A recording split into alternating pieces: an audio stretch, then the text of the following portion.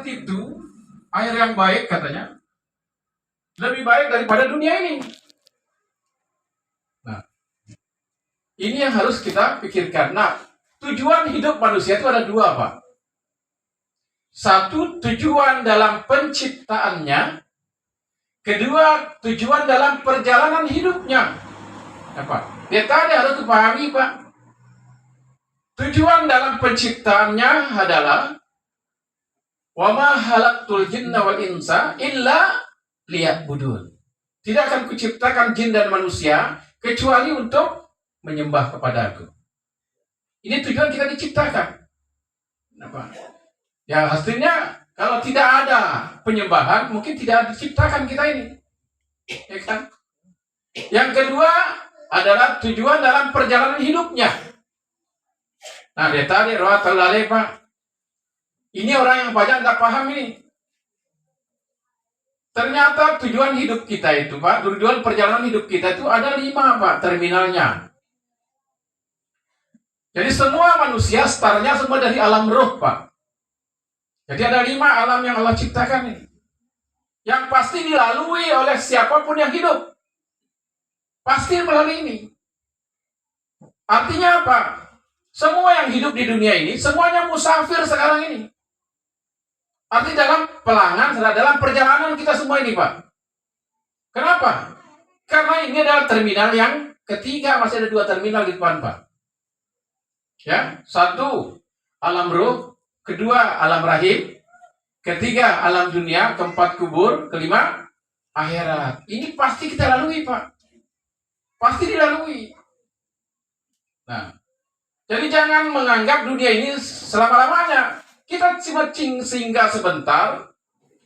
Ibarat orang berjalan capek, singgah sebentar. Setelah keringat kering, lanjutkan perjalanan lagi, Pak. Nah, siapa yang duluan? Almarhum sudah duluan ini. Nah, besok kira-kira Bapak yang duluan atau saya duluan ini? Pak, pun gak ada suara ini. Sudah saya duga. Pasti suruh aku dulu dong. Iya. Maaf, Bang, minum sedikit.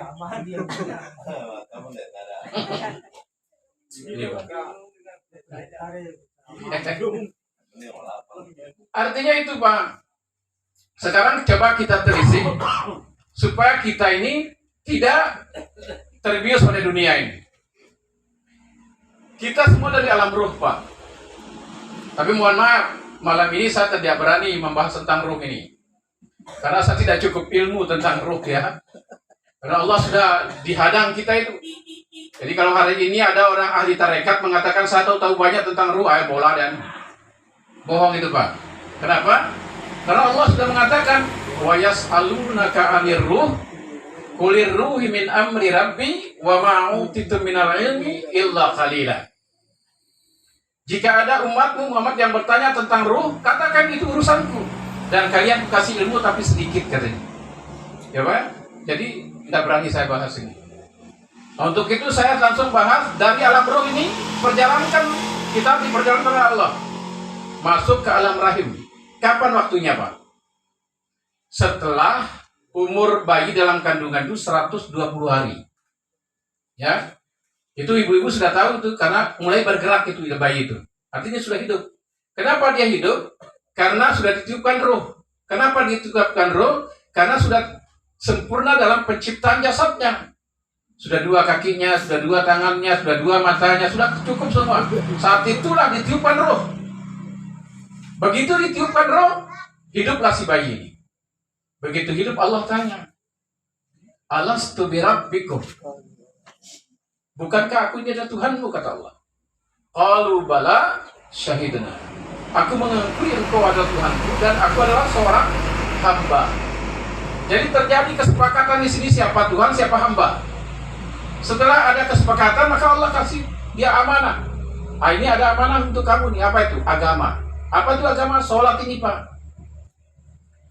Amanahnya ya sholat ini. Nah, kalau si bayi tadi, Pak, sanggup ini sholat, maka dia selamat lahir ke dunia, Pak. Tapi kalau si bayi tidak sanggup sholat ini, maka dia meninggal dalam perut ibunya. Meninggal, Pak. Nah, sampai di sini apa yang bisa kita tangkap pelajarannya dari sampai sini, Pak? Artinya saya tuh lahir pan dunia tahukah sanggup sholat tang? Ya, orang yang sanggup sholat ini, makanya dia lahir. Ya. Nah, kalau setelah dia lahir tidak sholat, bola apa ya? Pembohong itu, penipu. Dan saya katakan bukan penipu ecek-ecek ini, tapi penipu kelas berat. Kenapa? Kenapa bukan Pak Jokowi yang ditipu? Allah yang ditipu, Pak. Sudah sanggup sholat, tapi lahir tidak sholat. Jadi Pak ya, maka di sini yang harus kita pahami, Bapak Ibu sekalian. Yang kedua, alam rahim ini adalah alam kemuliaan, dimuliakannya yang namanya perempuan.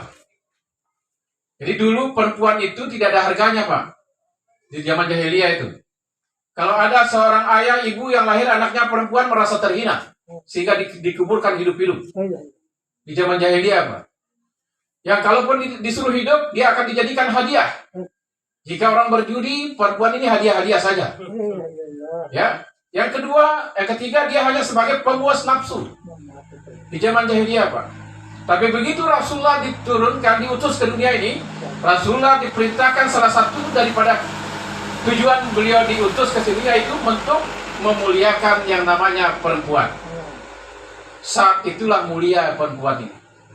Jadi kita tidak boleh, Pak, zolim kepada istri sama ibu kita, ya. Tidak boleh, karena perempuan ini terlalu mulia. Barang siapa yang zolim kepada, yang suka memukul istri, ya, suka menyia-nyiakan istri, itu suami yang zolim itu. Ya kan? Nah, tetapi perempuan dimuliakan dengan alam rahim, tapi dia juga bisa hina dengan alam rahim. Kenapa bisa hina, Pak? Ya, karena setiap alam Allah ini sama-sama punya pintu, Pak. Nah, jika si perempuan tadi memasukkan ke dalam pintu itu yang bukan haknya, maka akan dicabut kemuliaannya. Dia kembali hina. Artinya apa? Jika ada perempuan yang berzina, dia dicabut kemuliaannya dan dia tinggal hinanya. Ini bagus sekali. Nah, Bapak Ibu sidang jemaat takziah yang saya muliakan, setelah dimasukkan ke rahim, ternyata bayi tadi mengira rahim ini adalah tujuan hidupnya. Kenapa? Karena di sana dia tidak perlu tanam jagung, tidak perlu mancing, Pak, tinggal makan-makan saja di sana. Dia sudah merasa keenakan di sana. Dan seakan-akan dia itu tujuan hidupnya dia di dalam rahim ini. Ternyata bukan. Allah perjalankan lagi masuk ke dunia. Makanya bayi itu kalau lahir nangis dia. Nangis, Pak, karena menyesali dia sudah enak-enak dalam perut ibunya itu. Nah, ternyata itu bukan tujuan, dia dijalankan lagi, Pak, masuk ke dunia. Nah, sampai kita di dunia ini apa yang perlu kita pahami, Pak? Supaya jangan salah jalan ini. Setelah sampai di dunia apa yang harus kita pahami, Pak? Satu, pahami bahwa dunia hanyalah sekedar keperluan, tapi akhirat itulah tujuan. Harus ini dulu yang dipahami. Supaya jangan dibalik-balik ini, Pak. Mengejar keperluan dengan mengorbankan tujuan. Jadi pahami pertama di dunia ini, kalau biar kita tidak lalai ini. Pahami bahwa dunia itu hanyalah sekedar keperluan, tapi akhirat itulah tujuan. Yang kedua, pahami bahwa dunia itu hanyalah sebentar, Pak. Sementara dia. Tidak selama-lamanya. Pasti kita akan tinggalkan, Pak. Pahami ini dulu. Ya, karena orang yang pahami bahwa hidupnya akan berjalan kembali, dia akan sibuk kumpul bekalnya untuk jalan lagi. Beda kalau sudah manusia jadikan dunia itu tujuan, maka dia akan kumpul harta terus, Pak. Tidak peduli dengan amal. Tidak peduli. Sementara harta itu kita kumpulkan, setelah terkumpul kita tinggalkan. Tetapi amal itu dikumpul-kumpul, bawa pulang kita. Ini yang harus dia pikirkan. Yang ketiga, pahami, Pak, bahwa dunia itu hanya bisa memberikan kita harapan, tapi tidak pernah bisa memberikan kita kepastian. Tidak ada yang pasti dunia ini, Pak. Bohong semuanya. Bohong, Pak. Dia seperti fata morgana ini, dunia ini. Dilihat ada, dipegang tidak ada, Pak. Seperti itu dunia itu. Mana contohnya, Pak? Kita ini kalau tiap pagi bangun, kita langsung cari uang, Pak. Setelah dapat uang, yang pertama kita beli ada beras. Setelah dapat beras, kita masak. Setelah masak, kita makan. Setelah makan, kita berak, Pak. Mohon maaf nih. Sekarang coba cari uang Bapak itu tadi. Sudah kuning di sana, Pak. Cari berasnya, sudah kuning juga di sana. Kembalikan capeknya, sudah tidak bisa. Bohong dunia itu, Pak. Ini harus dipahami dulu nih. Bohong dunia itu. Contoh yang kedua, Pak. Saya aja nih. Tidak usah jauh contohnya, Pak. Saya aja ini, dulu saya nikahi istri saya, karena saya cantik dia. Ya, Pak? Makanya mau saya nikahi dia, karena saya lihat cantik. Nah, sekarang coba lihat sekarang di rumah itu, Pak. Wih, derung polak, kenapa? Ya, Pak?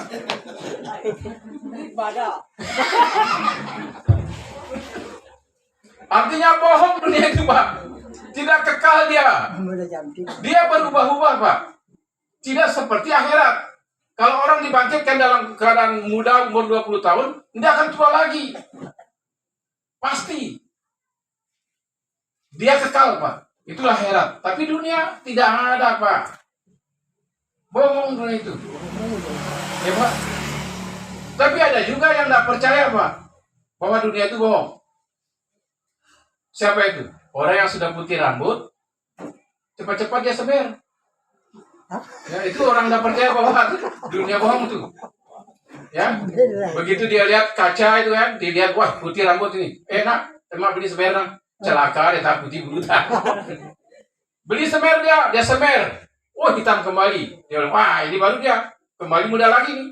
Baru dia bangga kembali muda lagi, itu matanya yang kabur. Nah, setelah matanya kabur, cepat lagi katanya, bawa saya ke Sumbawa tuh, ukur kacamata. Setelah kacamata sudah bagus penglihatan, giginya yang jatuh. Setelah pasang gigi palsu, ente dekotok. Artinya apa? Dunia itu bohong. Bohong dunia itu. Itu tua itu tidak ada obatnya, Pak. Biar beli apa, kalau tua sudah datang, tidak ada obatnya itu, Pak. Ya, itulah dunia yang harus kita kejar-kejar itu, Pak. Betul, Pak. Nah, ini kajiannya sederhana ini, Pak, sederhana, mudah dipahami. Agar kita sadar ini jangan sampai kita lalai, Pak. Ya. Nah, untuk itu Bapak Ibu sekalian, kita ini hidup ini seharusnya berpikir, Pak, agar kita bisa menghargai sisa umur yang ada. Nah, Allah sudah ingatkan kita. Wa mal hayatad dunya illa mata'ul ghurur. Sesungguhnya dunia yang kalian kejar itu adalah kesenangan yang menipu kalian, katanya. Kan? Ini Allah yang bilang ini. Ya. Kesenangan yang menipu, Pak, itu dunia itu. Kesenangan yang menipu, Pak. Jadi yang paling penting sebenarnya kita jaga itu sholat ini, Pak. Nah, sampai nut sebayang, Pak. Ya. Jangan sampai tidak sholat. Karena apa? Kalau kita sholat, Bapak Ibu sekalian, maka seluruhnya terjaga. Orang sholat itu, Pak, satu, dirinya terjaga. Kedua, hartanya terjaga. Ketiga, istrinya terjaga, anaknya terjaga, jabatannya terjaga, wibawanya terjaga, Pak. Coba lihat di Jambu ini saja, coba dilihat, Pak. Ada orang mungkin tidak pernah sekolah, lahir dari keturunan orang yang bukan Andi gitu ya. Tetapi karena dia sholat istiqomah, ada ndak orang yang beling nggak tegas-tegas kayaknya ya karek kakak beling, Pak? Nggak ada, Pak. Dia punya wibawa, punya aura dia. Nus karek kakak beling baru dan, Pak. Tapi biar dia lah apa Andi itu ya, biar dia bupati itu, biar dia gubernur, kalau ndak sholat, ndak hebat gitu. Orang sholat itu yang hebat, Pak. Kalau ndak sholat ndak hebat. Mana kali 10 bagang. Nggak hebat dia, Pak. Ya. Kenapa? Karena orang tidak sholat itu karena cuma sekedar hidup saja, tapi dia sudah mati sebenarnya. Kenapa? Karena Rasulullah mengatakan bahwa kalau ada orang di bumi ini tidak sholat, itu dia mayat hidup itu. Kenapa bilang begitu? Hadisnya bilang begini. Jika di kampung kamu itu katanya ada sebuah rumah, ada suaminya bapaknya tidak sholat, ada suami tidak sholat, istrinya juga tidak sholat, anaknya juga tidak sholat, ada adik iparnya juga tidak sholat, ada mertuanya juga itu tidak sholat. Itu rumah bukan lagi rumah kata Rasulullah. Itu sudah jadi kuburan rumah itu. Sudah jadi kuburan katanya. Nah, kalau rumahnya sudah jadi kuburan, kira-kira isi rumah itu apa namanya? Mayat, Pak. Cuman bagus itu mayat telas. Pada vokalis mamung. Ya, walaupun kan ya, karena mayat telas, Pak. Mohon maaf ini saya biasa ceramah itu begini, Pak. Nah, ya. Artinya tidak ada niat saya untuk sudah menyampaikan. Ya, yang penting kita kan tidak sebut nama ini. Inilah Pak sebenarnya yang harus dipahami, Pak. Artinya orang tidak sholat itu sebetulnya kalau di hadis qudsi ya, saya baca di hadis qudsi, katanya kalau orang tidak sholat itu sejengkal tanah pun di bumi ini tidak ada untuk dia. Artinya dia numpang saja, Pak. Tidak ada sejengkal bumi pun untuk orang yang tidak sholat. Karena diskusinya bilang begini, barang siapa yang berjalan di muka bumiku dengan membusungkan dadanya karena sombong, maka silahkan kau keluar dari kolong langitku ini. Terusir Pak orang tidak sholat itu. Nah, yang dimaksud hadis qudsi ini, orang yang sombong itu berjalan dengan sombong siapa? Bukan yang pamer harta yang dimaksud di hadis qudsi ini. Bukan yang pamer jabatan. Yang dimaksud orang sombong di hadis qudsi ini adalah orang yang tidak mau turun kepalanya untuk sujud kepada Allah. Itulah orang paling sombong itu. Sehingga dia terusir sebenarnya sini. Kira-kira kalau sudah diusir oleh Allah untuk suruh keluar di kolong langit ini, mau kemana, Pak? Pergi ke pulau rakit itu, kolong langit juga itu. Besiun dan deker kolong langit sih. Nah, ini Bapak bisa lihat. Nah, Bapak Ibu sedang jemaat Asia yang saya muliakan. Ternyata kita ini mengejar dunia ini, ternyata dunia juga bukan tujuan, Pak. Buktinya apa? Orang mati lagi, Pak. Diperjalankan lagi. Kemana, Pak? Ke kubur, Pak. Nah, dalam sebuah riwayat saya baca, Pak. Dua riwayatnya. Yang satu mengatakan, jika yang mengantar mayat ke kubur itu berjalan kembali sudah 7 langkah. Ada yang kedua 13 langkah. Maka Mungkar Nakir katanya sudah mulai mendekat. Ya. Begitu mendekat, yang ditanya apa? Ma rabbuka, ma nabiuka, ma kitabuka.